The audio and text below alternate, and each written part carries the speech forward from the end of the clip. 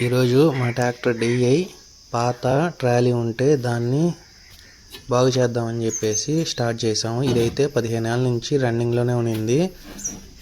ఇది మేము వాడుతూనే ఉన్నాము.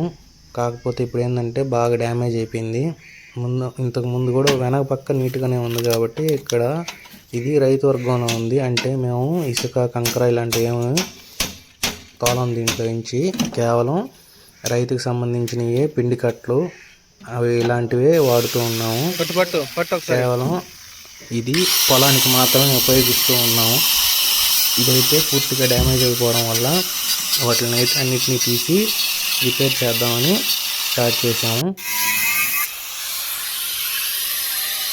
చూడండి ఎలా డ్యామేజ్ అయిపోయిందో. ఇక్కడ ఫస్ట్ డోర్ అయితే తీసేసాము.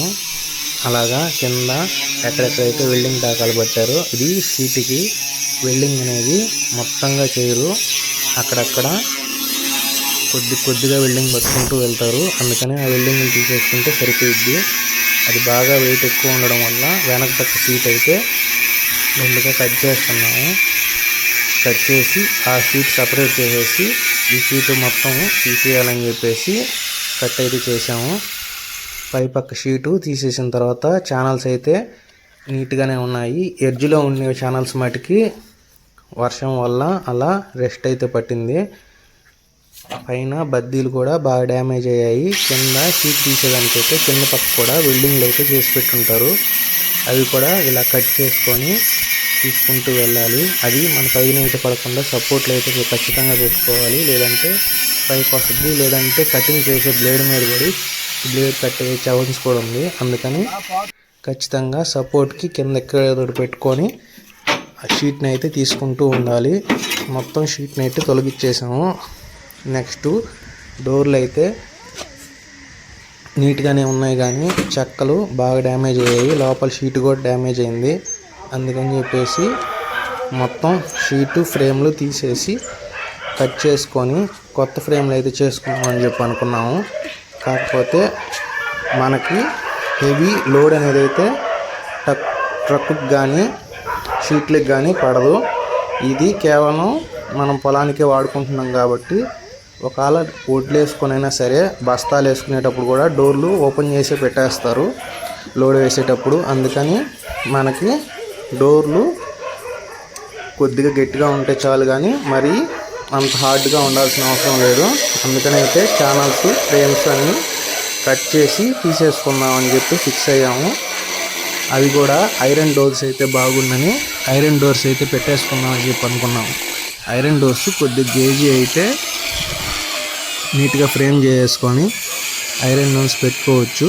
వీటిని అయితే పాతవి తీసేయాలంటే వాటికి స్క్రూలు రివిట్ టైప్ ఇస్తారు. అంటే ఒక పక్క రివిట్ ఉంటుంది, ఇంకో పక్క ఏమంటే స్క్రూ టైప్ మర ఉంటుంది. అలాగా పెట్టుంటారు. అందుకని చెప్పేసి అన్నీ కట్ చేసుకొని అలా మన దగ్గర ఉండేది గ్రైండింగ్ మిషను వెల్డింగ్ మిషన్ అయితే ఉంది. దాంతో ఈ పని అంతా చేద్దామని ఫిక్స్ అయ్యాము. అలా కట్ చేసుకొని నీట్గా కట్టేసుకొని తీసేసుకోవాలి.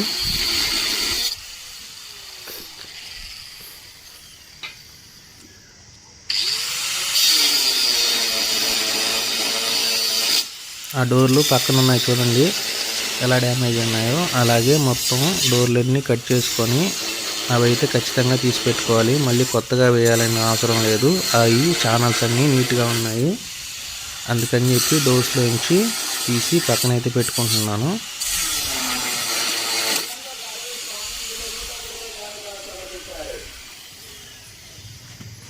ఆ పై పక్క బోల్డ్ వర్క్ కట్ చేసి అవి అయితే తీసామంటే నీట్గా అయితే వచ్చేస్తాయి.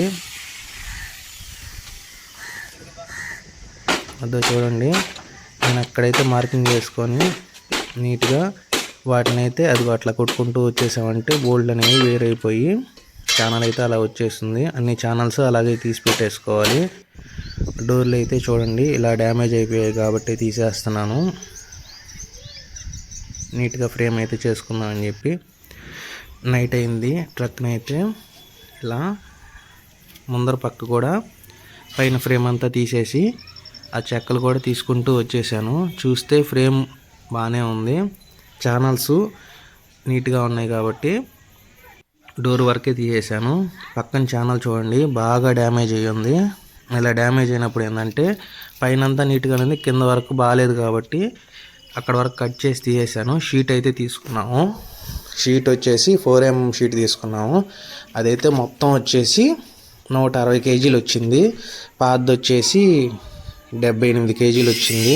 అంటే పూర్తిగా తుప్పు పట్టి మొత్తం అలా అయిపోయింది కాబట్టి ఇదైతే మనకి 12,000 పడింది. కేజీ వచ్చేసి 75 రూపాయలు లెక్కన తీసుకున్నారు. అది షీట్లో పక్క తీసుకెళ్ళి షీటు దాని మీద పెట్టుకొని తీసుకొచ్చాము.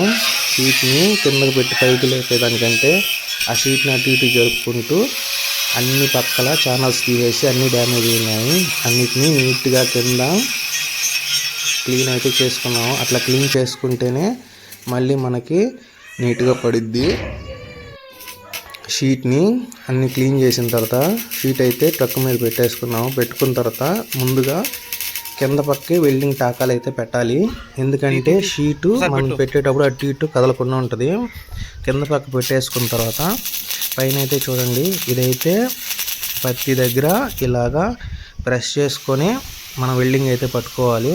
మేమైతే పూర్తిగా వెల్డింగ్ పెట్టేసాము. ఎందుకంటే వాటర్ పోయినసారి అలా అయిందని చెప్పేసి ఇది మనమేగా చేసుకుంటున్నాను ఫుల్గా వెల్డింగ్ పెట్టాము. ఛానల్స్ అయితే కట్ చేసిన ముక్కల్ని పక్కన తీసేసి బాగున్న వరకు అయితే ఇలాగా మధ్యలో ముక్కలు అయితే వేసుకున్నాము. వేసుకొని నీట్గా వెల్డింగ్ పట్టుకుంటే ఇంకా మనది వచ్చేసి 18 అంగుళాల ట్రక్కు. అలాగే అదే సైజులో చూసుకొని 18 అంగుళాలు అయితే కట్ చేసి వెల్డింగ్ అయితే చేశాను. తర్వాత వెల్డింగ్ చేసిన తర్వాత బద్దీలు అయితే అక్కడ పెట్టాలి ఛానల్లో. అందుకని చెప్పేసి నేరుగా ఎప్పుడు షీట్ మీద వెల్డింగ్ అయితే చేయకూడదు. ఛానల్ని ఖచ్చితంగా అలా తీసేసుకొని దానిపైన వెల్డింగ్ అయితే చేసుకోవాలి. చూడండి ఇలాగా అన్ని సైడ్లు అయితే వెల్డింగ్ చేసుకుంటూ వచ్చేసాం. బద్దీలు అన్ని పక్కల చేసుకున్న తర్వాత ఇలాగా షీట్లు అయితే పెట్టేసుకున్నాము. ఇవి వచ్చేసి 3/8 mm షీట్లు అయితే తెచ్చుకున్నాము. ఇలాగా ముందు ఫ్రేమ్ సెట్ చేసుకొని ఆ తర్వాత నీట్గా మనమైతే ఫ్రేమ్లు అయితే చేసుకోవాలి. మనకి వచ్చిన పనికి అయితే ఇదైతే నీట్గా సరిపోతుందని ఇలాగే చేసుకున్నాము. చూడండి ఎలా వచ్చిందో ఫ్రేము. ఇది బయట అయితే చాలా రేటు చెప్పారు, అందుకని మేమే చేసుకున్నాము. పార్ట్ కూడా అమ్మేసాము షీటు. దాన్ని